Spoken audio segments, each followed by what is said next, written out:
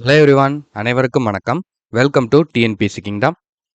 So இந்த வீடியோவில் நம்ம என்ன தகவல் பற்றி பார்க்க போகிறோம் அப்படிங்கிறத எல்லாரும் தம்ப்நெயிலே பார்த்துருப்பீங்க. ஸோ போன வீடியோவில் நம்ம பேட்சுக்கான டீட்டெயில் கொடுத்துருந்தோம். சரியா, டெஸ்ட் பேட்ச் எப்படி நம்ம கொண்டு போக போகிறோம், அடுத்த 1 இயருக்கு நம்ம எப்படி ப்ராசஸ் பண்ண போகிறோம் அப்படிங்கிறத கொடுத்துருந்தோம். ஸோ அதில் உங்களுக்கு ஓவரால் வியூ கிடச்சிருக்கும். ஸோ இதுதான் மொத்தமாக குரூப் 4. ஸோ இதில் நம்ம இன்னென்ன ஏரியாலாம் படிக்கணும், ஸோ இந்தந்த ஏரியாலாம் நம்ம கவர் பண்ணணும். இதெல்லாம் டிஎன்பிஎஸ்சி கிங்டம் நம்ம சைட்லேருந்து உங்களுக்கு கொடுக்க போகிறோம். ஸோ அதை நீங்கள் எப்படிலாம் யூஸ் பண்ணிக்கிறணுங்கிற மாதிரியான ஒரு ஓவரால் வியூ நம்ம கொடுத்துட்டோம். சரியா, ஸோ எப்படி ஜாயின் பண்ணணும், பேமெண்ட் எல்லாமே கொடுத்துட்டோம். ஸோ பார்க்காதவங்க இப்போ இதுதான் ஃபஸ்ட் டைம் இந்த வீடியோ தான் நீங்கள் பார்க்குறீங்க, நியூ யூஸராக இருக்கீங்க அப்படின்னா, உங்களுக்கு பேட்சில் சேர விருப்பம் இருக்குது அப்படின்னா அந்த வீடியோ பார்த்துட்டு நீங்கள் ஜாயின் பண்ணிக்கலாம். கீழே நான் டிஸ்கிரிப்ஷனில் அந்த வீடியோக்கான லிங்க் ஆட் பண்ணுறேன். ஓகேவா? சரி, ஓகே சார். இப்போ இந்த வீடியோவில் நம்ம என்ன பார்க்க போகிறோம்? சரியா, இப்போ இந்த வீடியோவில் நம்ம என்ன பார்க்க போகிறோம் அப்படின்னா, ஸோ அந்த வீடியோவில் நம்ம சொல்லியிருந்தோம். சரியா, என்ன சொல்லியிருந்தோம்? டார்கெட் 1, டார்கெட் 2, டார்கெட் 3 அப்படின்னு 3 டார்கெட்டாக நம்ம பிரிச்சிருக்கோம். எக்ஸாமுக்கான நம்மளுக்கு இருக்கக்கூடிய இந்த 1 இயர் கேப்பை நம்ம 3 டார்கெட்டாக பிரிச்சிருக்கோம். அதில் நம்ம இப்போ ஃபஸ்ட்டு ஃபோக்கஸ் பண்ண போகிறது டார்கெட் 1 மட்டும்தான். சரியா, மற்றபடி நீங்கள் இந்த டார்கெட் 2, டார்கெட் 3 அதெல்லாம் தயவு செஞ்சு தூக்கி ஓரமாக வச்சுருங்க. சரியா, அதை பற்றி நம்ம இப்போதைக்கு கவலைப்பட வேண்டிய எந்த விதமான அவசியமும் கிடையாது. ஓகேவா? ஸோ அது நம்மளுக்கு இப்போ ஃபோக்கஸ் கிடையாது. இப்போ நம்மளுடைய முழு ஃபோக்கஸ் என்ன அப்படின்னா டார்கெட் 1 மட்டும்தான். சரியா, ஸோ அடுத்த 4 மாதத்துக்கு செப்டம்பர் 1ல் நம்ம ஆரம்பிக்க போகிறோம் பேட்சை. ஸோ செப்டம்பர் 1ல் ஆரம்பித்து டிசம்பர் 31 வரைக்கும் அடுத்த 4 மாதத்துக்கு நம்ம இப்போ நான் என்ன சொல்ல போகிறேன்னா, இப்போ நான் சொல்ல போகிற இந்த 1 வீக் ஸ்டடி பிளானை வச்சு தான் நம்ம ஃபுல்லாக பண்ண போகிறோம். சரியா, அது என்ன சார் 1 வீக் ஸ்டடி பிளான் ப்ராசஸ்னால், ஒரு வாரம் நம்ம என்ன பண்ணுவோம்? சரியா, ஒரு வாரம் தமிழில் நம்ம என்ன படிப்போம், மேக்ஸில் என்ன படிப்போம், ஜிஎஸ்ல என்ன படிப்போம், ஸோ எப்படி ஷெடியூல் உங்களுக்கு எப்போ வரும், டெஸ்ட் எப்போ வரும், ரேங்க் லிஸ்ட் எப்போ வரும், கிளாஸஸ் எப்போ இருக்கும். ஸோ இந்த மாதிரி ஒரு வாரம் அப்படின்னா அடுத்த இந்த 4 மாதத்துக்கு இந்த 120 நாட்களுக்கு நம்ம எல்லா வாரமும், சரியா, இந்த 120 நாள் இந்த 4 மாதங்கள் வரப்போகிற எல்லா வாரங்களும் நம்ம இந்த ப்ராசஸ் தான் ஃபாலோ பண்ண போகிறோம். சரியா, ஸோ இதை நீங்கள் நல்லா உங்களுக்கு ஃபிக்ஸ் பண்ணிக்கோங்க. நீங்கள் இந்த பிளானை நல்லா பார்த்துட்டு, இது ஒரு சில பேர் வேலைக்கு போகிறவங்க இருப்பீங்க, ஹவுஸ் ஒய்ஃப் இருப்பீங்க.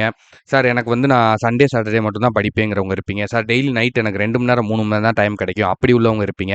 ஸோ அவங்க என்ன பண்ணுறீங்கன்னா, உங்களுக்கு தகுந்த மாதிரி இதை நீங்கள் சேஞ்ச் ஓவர் பண்ணிக்கோங்க. சரியா, ஸோ அதுக்காக தான் இதை நான் செப்பரேட்டாக எடுத்து கொடுக்குறேன். இது ரொம்ப ரொம்ப முக்கியமான ஒரு வீடியோ. நம்மளோட பேட்ச் ஸ்டூடெண்ட்ஸ் இதை கவனமாக கடைசி வரைக்கும் பாருங்கள். ஓகேவா? ஸோ கண்டிப்பாக பாருங்கள். ஓகேப்பா.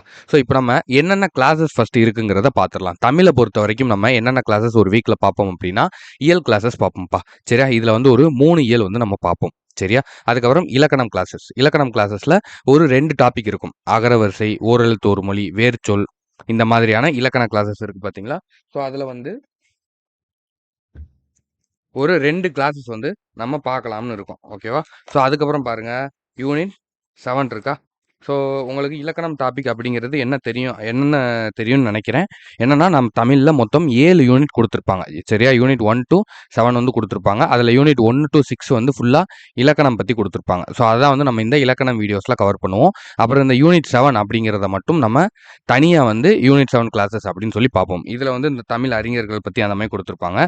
இலக்கணம் கிளாஸஸில் அகரவரிசை, ஓரெழுத்து ஒரு மொழி, வேர்ச்சொல், ஒலி வேறுபாடு, மரபுத்தமிழ், சொற்றொடர் வகைகள், மருவு பெயர்கள், பொருந்தா சொல்லை கண்டறிதல், ஒருமை பன்மை அறிதல், சந்திப்பிழை, தமிழ் சொற்கள், இந்த மாதிரியான டாபிக்லாம் பார்ப்போம். சரியா, அதே மாதிரி யூனிட் 7க்கு போனோம் அப்படின்னா 11 கீழ்கணக்கு நூல்கள், அது சம்மந்தப்பட்ட நாலடியார், நான்மணிக்கடிகை, பழமொழி 400 அந்த நூல்கள் எல்லாம் பார்ப்போம். அதுக்கப்புறம் தமிழ் அறிஞர்களும் தமிழ் தொண்டும் அவங்கள பற்றி, அதாவது ஊவேசா பற்றி, மீனாட்சி சுந்தரம் பற்றி, இலக்கோனார் பற்றி, தேவனைய பாவனர் பற்றி, ஸோ இந்த மாதிரி விஷயங்கள், ஜியு போப் பற்றி, வீரம முனிவர் பற்றி, ஸோ இந்த மாதிரியான கிளாஸஸ் நம்ம இந்த யூனிட் 7 அப்படிங்கிறதுல பார்ப்போம். சரி, இதில் ஒரு 2 டாபிக் நம்ம ஒரு வாரத்துக்கு பார்ப்போம். அப்புறம் திருக்குறளை பொறுத்த வரைக்கும் ஒரு வாரத்துக்கு ஒரு அதிகாரம் நம்ம பார்க்க போகிறோம். சரியா, கம்ப்ளீட்டாக ஒரு அதிகாரம், அந்த 10 குறள், அந்த 10 குறளை நல்லா பார்த்துட்டு அந்த 10 குறள்லேருந்து என்னென்ன கேள்விகள் இதுக்கு முன்னாடி கேட்டிருக்காங்க அப்படிங்கிறத நான் உங்களுக்கு கொடுக்குறேன்.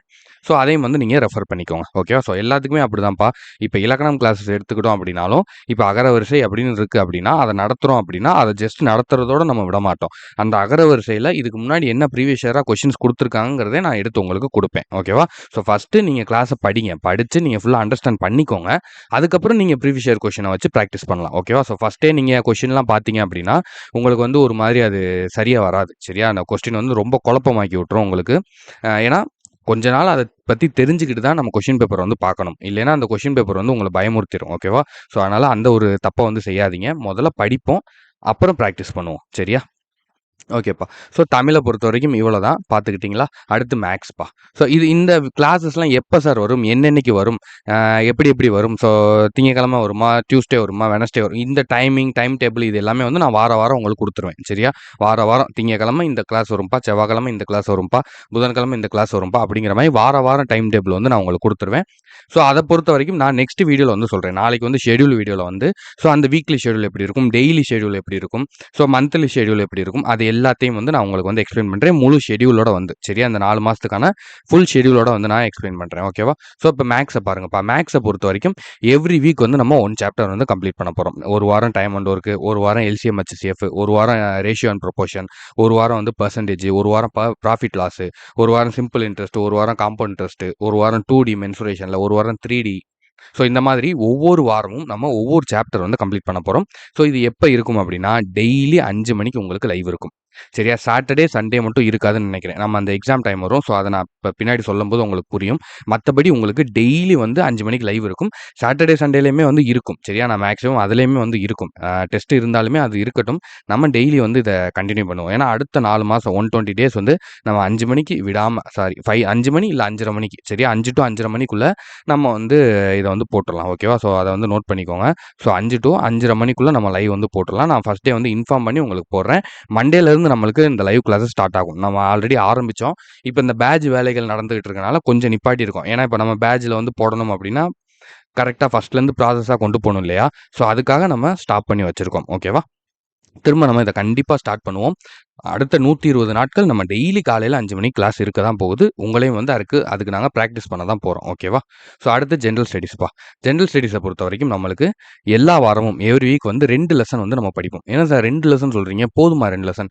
தாராளமா போதும். இந்த 2 லெசன நீங்க பொறுமையா படிங்க. சரியா? நீங்க அவசரமா படிச்சு, நீங்க வந்து பாதி படிச்சோமா? படிக்கலையா? இது நம்மளுக்கு தெரியுமா? அதெல்லாம் வந்து இப்படி இந்த குழப்பத்திலே போய் அரையும் குறையுமா போகாம நிதானமா படிங்க. ஆனா ஆழமா படிங்க. சரியா? நீங்க பொறுமையா படிங்க. டெப்த்தா படிங்க. ஓகேவா? ஸோ அதுதான் வந்து இங்க ரொம்ப, ரொம்ப, ரொம்ப, ரொம்ப முக்கியம்.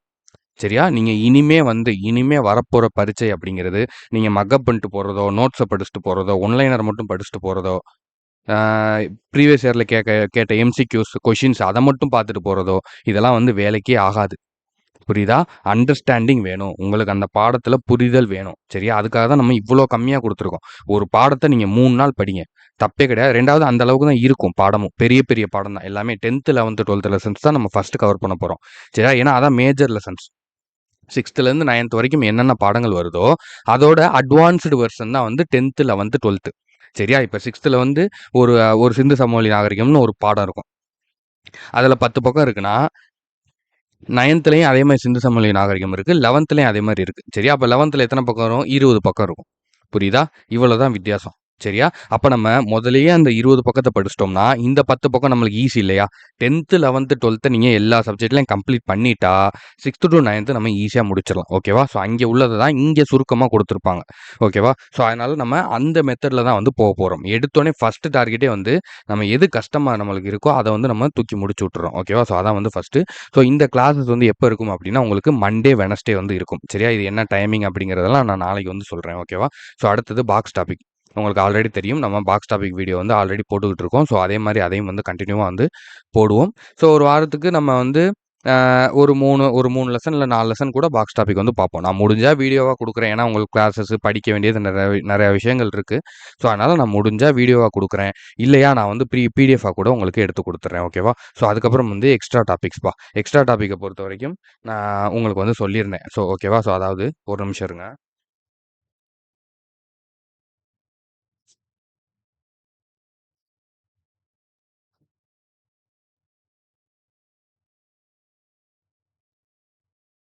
ஆ ஓகேப்பா. எக்ஸ்ட்ரா டாபிக்க பொறுத்தவரைக்கும் நான் உங்களுக்கு வந்து சொல்லியிருந்தேன். நம்ம பாலிட்டில, எக்கனாமிக்ஸ்ல இந்த மாதிரியான விஷயங்கள்ல நம்மளுக்கு எங்கெங்க எக்ஸ்ட்ரா டாபிக் வந்து தேவைப்படுதோ, ஸோ அத வந்து நம்ம எடுத்துக்குருவோம் அப்படிங்கிற மாரி சொல்லியிருந்தேன். ஸோ நெறைய டாபிக்ஸ் வந்து இருக்குப்பா. சரியா? ஸோ முன்னாடியே வந்து குரூப் 2, குரூப் 4 வந்து ப்ரிப்பேர் பண்ணவங்களுக்கு அது வந்து தெரியும். ஸோ மத்தவங்களுக்கு தெரியாது. ஸோ ரொம்ப கஷ்டமான டாபிக்லாம் இல்ல. ரொம்ப ஈஸி தான். லோக்பால்னா என்ன? லோக் ஆயுக்தா, லோக் அதாலத்னா என்ன? சிஏஜினா என்ன? சிவிசினா என்ன? சிபிஐனா என்ன? தகவல் அறியும் உரிமைச் சட்டம்னா என்ன? ஆர்டிஐ ஆக்ட்னா என்ன?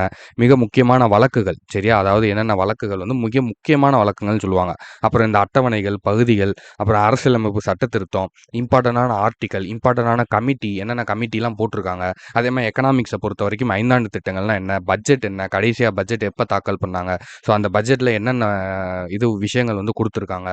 ஸோ இந்த மாதிரியான விஷயங்கள் எல்லாமே நம்ம ஒவ்வொரு வாரமும் ஒவ்வொரு டாபிக்கா வந்து கவர் பண்ணிக்கிட்டே வருவோம். சரியா? ஸோ அதுவும் வந்து உங்களுக்கு சைட் பை சைடா ஒரு பூஸ்டப்பா வந்து இருக்கும். சரியா?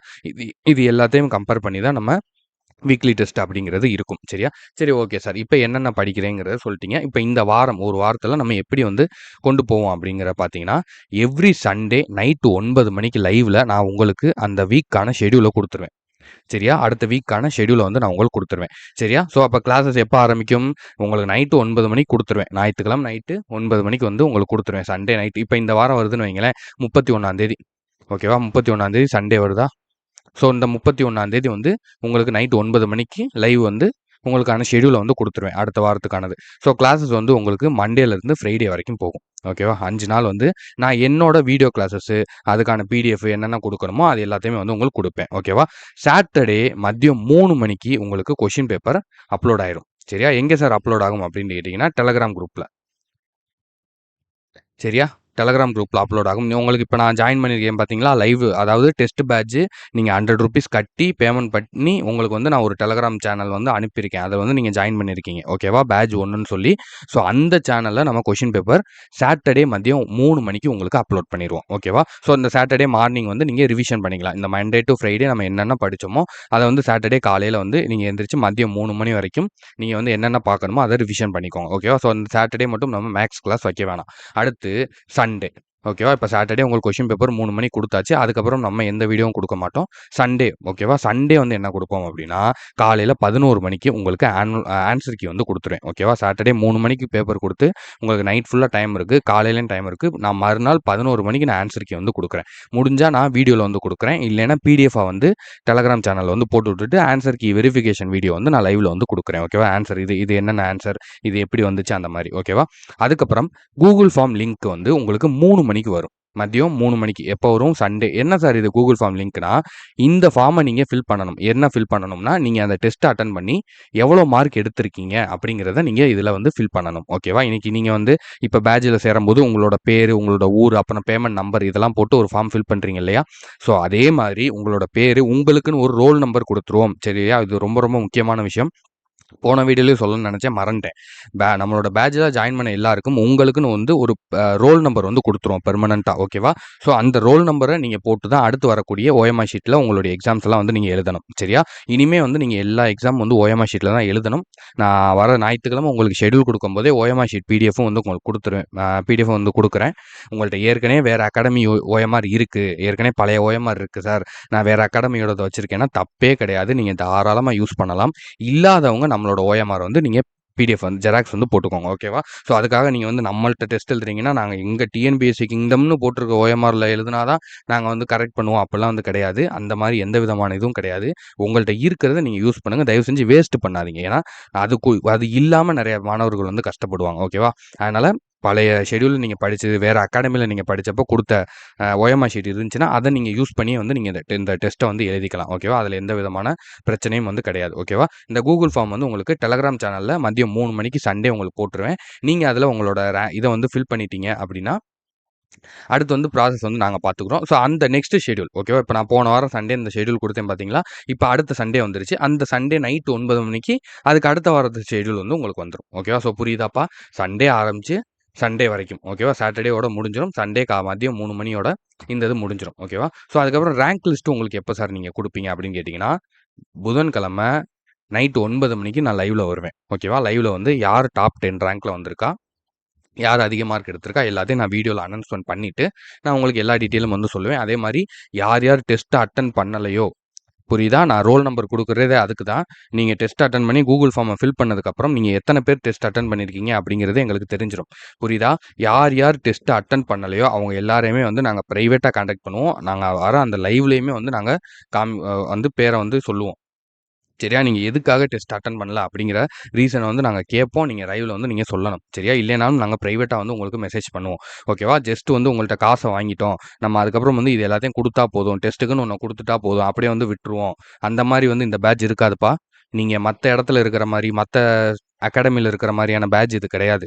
புரியுதா? ஃபர்ஸ்ட்டு பேமெண்ட் வாங்குறதோட சரி. அதுக்கப்புறம் வந்து உங்களுக்கு கொஸ்டின் பேப்பர் குடுப்போம், மெட்டீரியல் குடுப்போம். படிங்க, டெஸ்ட் எழுதுங்க, என்எம் வந்து பண்ணுங்க அப்படிங்கிற மாரி இங்க கிடையாது. புரியுதா? நீங்க 1 வாரம் டெஸ்ட் எழுதல அப்படின்னா, நீங்க ஏன் எழுதல அப்படிங்கிற காரணத்த நீங்க அடுத்த புதன்லருந்து வெள்ளிக்கிழமைக்குள்ள எங்களுக்கு சொல்லணும். புரியுதா? ஏன்னா உங்களுக்கு டெஸ்ட்டுக்கு நாங்க 4 நாள் டைம் குடுக்குறோம். ஓகேவா? சாட்டர்டே காலையில, சாட்டர்டே மதியம் 3 மணிக்கு உங்களுக்கு கொஸ்டின் பேப்பர் வருது. சரியா? ஒரு நிமிஷம்ப்பா.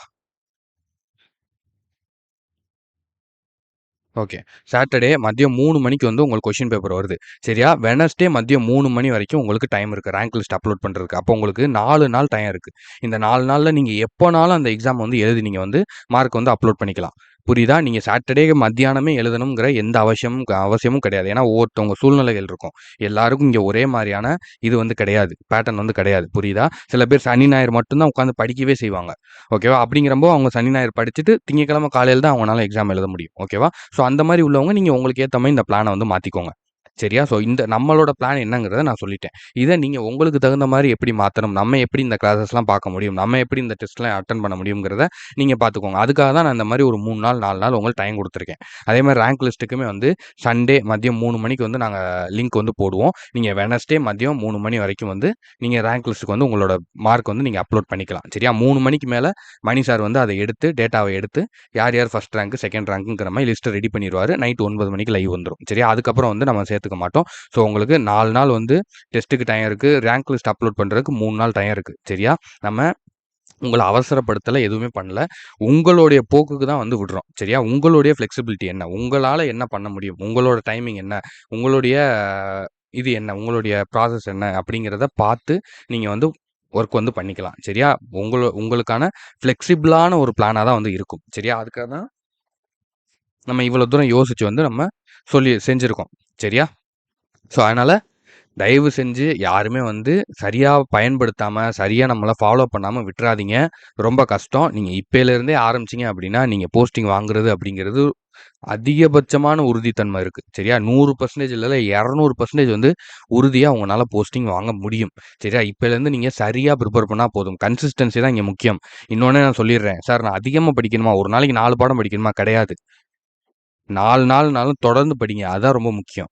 புரியுதா? நீங்க ஒரு நாளைக்கு அதிகமா படிக்கணுங்கிறது கிடையவே கிடையாது. ஆழமா படிங்க.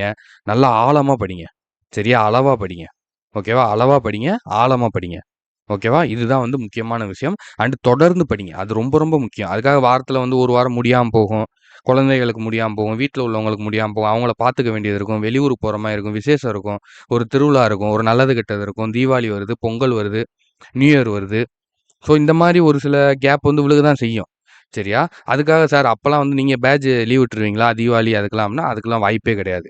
புரியுதா? ஒரு அரசு அதிகாரியா நம்ம ஆகுற வரைக்கும், அரசு ஊழியரா ஆகி, நீங்க கிரீன் இங்க்ல சைன் போடுற வரைக்கும் தீபாவளி, பொங்கலு, நியூ இயர், விநாயகர் சதுர்த்தி இதெல்லாம் வந்து எந்த செலிப்ரேஷன் வந்து கிடையாது. புரியுதா? அடுத்து ஒரு ஒரு உறுதிய வந்து நீங்க இன்னைக்கு எடுத்துக்கோங்க. உங்களோட மனசுக்கு, உங்களோட மனசாட்சிப்படி நீங்க உட்கார்ந்து உங்களுக்கே ஒரு உறுதிமொழி எடுத்துக்கோங்க. அடுத்த தீபாவளி நான் கொண்டாடும்போது, அடுத்த பொங்கல் நான் கொண்டாடும்போது, அடுத்து நான் எந்த விதமான அடுத்த இண்டிபெண்டன்ஸ் டே, அடுத்த ரிபப்ளிக் டே எல்லா செலிப்ரேஷனும் நான் பண்ணும்போது, நான் ஒரு அரசு அதிகாரியா நான் அத வந்து செலிப்ரேட் பண்ணுவேன் அப்படிங்கிற ஒரு உறுதிமொழிய நீங்க எடுத்துக்கோங்க. சரியா? அதுவரைக்கும் எந்த விதமான செலிப்ரேஷனும் நம்மளுக்கு கிடையாது. ஓகேவா? ஒன்லி பிரிப்பரேஷன் மட்டும் தான். No celebration. Only preparation. சரியா? இத மட்டும் வந்து நல்லா மைண்ட்ல வச்சுக்கோங்க. அதுக்காக 1 நாள், 2 நாள் வந்து ஏதாவது கேப் விழுகும். அது வரதான் செய்யும். 3ஆவது நாள் திரும்ப புக் எடுங்க. அந்த 3ஆவது நாள் நீங்க விடுறீங்க பார்த்தீங்களா? அங்கே தான் உங்க பிரச்சனையே ஆரம்பிக்கும். திரும்ப 4ஆவது நாள் ஆகும், 5ஆவது நாள் ஆகும், 1 வாரம் ஆகும், 10 நாள் ஆகும், 2 வாரம் ஆகும். முடிஞ்சுச்சு. புரியுதா? அங்கே தான் உங்க பிரச்சனையே ஆரம்பிக்கும். அதனால 1 நாள் கேப் விழுகுதா, 2 நாள் கேப் விழுகுதா, 3ஆவது நாள் எடுத்துருங்க. ஒரு 1/2 மணி நேரம், ஒரு 1/4 மணி நேரம், ஒரு 1 மணி நேரம். உங்களால முடிஞ்ச அளவு சார் அது ஃபுல்லா உட்காந்து அதுக்காக 4 மணி நேரம், 5 மணி நேரம் உட்காந்து படிங்கன்னு உங்கள சொல்லல. சரியா? ஒரு 1 மணி நேரம் படிங்க. ஒரு 1/2 மணி நேரம் பெரட்டி பாருங்க. புரியுதா? அந்த கன்டினியூட்டி இருக்கும். உங்களோட பிரெயின் வந்து டெய்லி அந்த கன்டினியூவா நம்ம அந்த அந்த அதுக்குள்ளேயே இருப்போம். சரியா? எப்போ வந்து நம்ம ஒரு விஷயத்துக்குள்ளேயே நம்ம இருக்கோம், அதையே திரும்ப திரும்ப பண்றோமோ, அப்ப அதுல வந்து நம்மளுக்கான சக்சஸ் சீக்கிரம் கிடைச்சிரும். புரியுதா? இதுதான் வந்து சக்சஸ்க்கான சீக்ரெட். ஓகேவா? இத வந்து நல்லா ஞாபகம் வச்சுக்கோங்க.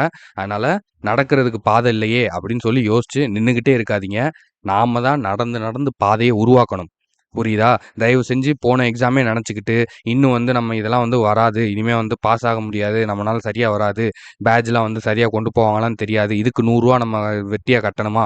இப்படிலாம் நெனச்சு நீங்க உங்களுடைய வாய்ப்ப, உங்களுடைய உங்களுடைய வெற்றிக்கான வாய்ப்ப வந்து நீங்க தவற விட்டுறாதீங்க. சரியா? ஸோ நெறைய பேர் வந்து சொல்லுவாங்க. சார் எனக்கெல்லாம் வந்து இது கிடைக்காது சார். எனக்கு தலையெழுத்து என்னவோ அதான் ஒண்ணு தெரிஞ்சுக்கோங்க. தலையெழுத்துன்னு ஒண்ணு கிடையவே கிடையாது.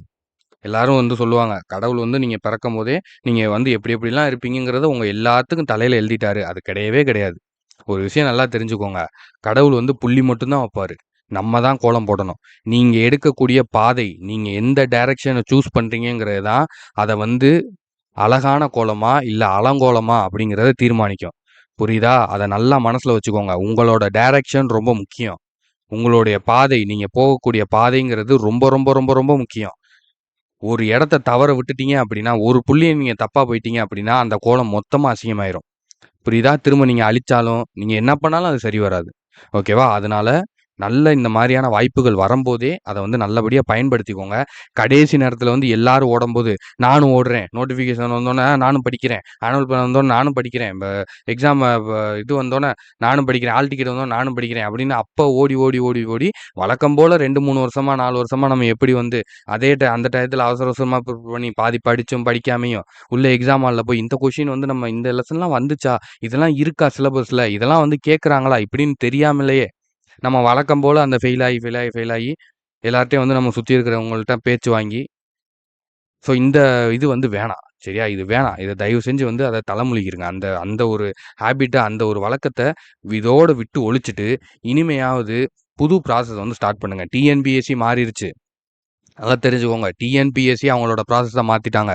டிஎன்பிஎஸ்சி அவங்களோட கொஸ்டின் தரத்த மாத்திட்டாங்க. டிஎன்பிஎஸ்சி அவங்களோட லெவல அப்கிரேட் பண்ணிட்டாங்க. நீங்க ஏன் இன்னும் அப்படியே இருக்கீங்க? நீங்க ஏன் இன்னும் அதே லெவல்லே இருக்கீங்க? நீங்க ஏன் இன்னும் வந்து ஒரு ஒன்லைனர படிக்கவும், ஒரு மெட்டீரியல படிக்கவும் இன்னும் ஏன் அப்படியே இருக்கீங்க? நாலேட்ஜ டெவலப் பண்ணுங்க. எப்படி உள்ள போறாங்கன்னு பாருங்க. என்ன என்ன என்ன குறை சொல்லலாம்? எங்க தப்பு சொல்லலாம்? எங்க பிரச்சனைய கண்டுபிடிக்கலாங்கிற கூட்டத்தோட சேராதீங்க. ஒரு கூட்டம் ஜெயிச்சிருக்குல்ல. 3000 பேர் ஜெயிச்சிருக்கான்ல. 4000 போஸ்டிங் உள்ள போயிருக்கான்ல. அவன் என்ன பண்ணான்னு பாருங்க. அவங்க என்ன பண்ணாங்கன்னு பாருங்க. அந்த 3000 பேர் உள்ள போறதுக்கு என்ன பண்ணாங்கன்னு பாருங்க. அந்த சக்சஸ்க்கான சீக்ரெட் என்னன்னு கண்டுபிடிங்க. அத விட்டுட்டு இங்க உட்காந்துக்கிட்டு கொஸ்டின் அப்படி வந்துச்சு. இந்த கொஸ்டின் இங்கேருந்து வந்துச்சு. அந்த கொஸ்டின் அங்கேருந்து வந்துச்சு. சொல்லலாம் தப்பில்ல. உண்மதான். அவுட் ஆஃப் புக்லேருந்து வந்துச்சு. தப்பு தான். டிஎன்பிஎஸ்சில முழுக்க முழுக்க தப்பு தான். மிகப்பெரிய தவறு. 50 கொஸ்டின் வெளியிலேருந்து வந்தது மிகப்பெரிய தவறு. அத ஏத்துக்கவே முடியாது. ஆனா, அந்த 150 கொஸ்டினுக்கு நீங்க எவ்வளோ தயாரா இருந்தீங்க? அத சொல்லுங்க மனசாட்சி தொட்டு. 150 கொஸ்டின் நான் படிச்சுட்டேன் சார். எனக்கு எல்லாமே தெரியும். அந்த 150 கொஸ்டின் நான் அடிச்சுட்டேன் சார். யாராவது சொல்லுவீங்களா? இன்னொன்னு சொல்லுவீங்க, "சார் நான் படிச்சிருந்தேன். நல்லா படிச்சிருந்தேன். இந்த கொஸ்டின் வந்து இப்படி கேட்கவும் நான் பதட்டத்தில விட்டுட்டேன்." எக்ஸாம் ஹேண்ட்லிங் தாங்க எனக்கு டிஎன்பிஎஸ்சில முக்கியமே. நீங்க இவ்வளோ தூரம் படிக்கிறது முக்கியமே கிடையாது. நீங்க இவ்வளோ புக் நான் படிச்சுட்டு போறேன் சார். நான் இவ்வளோ 10 புக் படிச்சிருக்கேன், 20 புக் படிச்சிருக்கேன். தேவையே கிடையாது. அந்த 3 மணி நேரம் எக்ஸாம் ஹாலுக்குள்ள இருக்கக்கூடிய 3 ஹவர்ஸ் அந்த 3 மணி நேரம் நீங்க எப்படி செயல்படுறீங்கங்கிறது தான் உங்களுடைய வெற்றிய தீர்மானிக்கும்.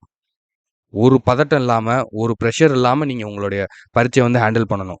புரியுதா? அப்படி நீங்க பண்ணியிருந்தீங்க. யார் யாரெல்லாம் இந்த பரீட்சைய பிரஷர் இல்லாம தெளிவா, அதாவது இந்த 150 கொஸ்டினுக்கு படிச்சவங்கள சொல்றேன். நல்லா படிச்சவங்கள சொல்றேன். சிலபஸ கம்ப்ளீட் பண்ணவங்கள சொல்றேன்.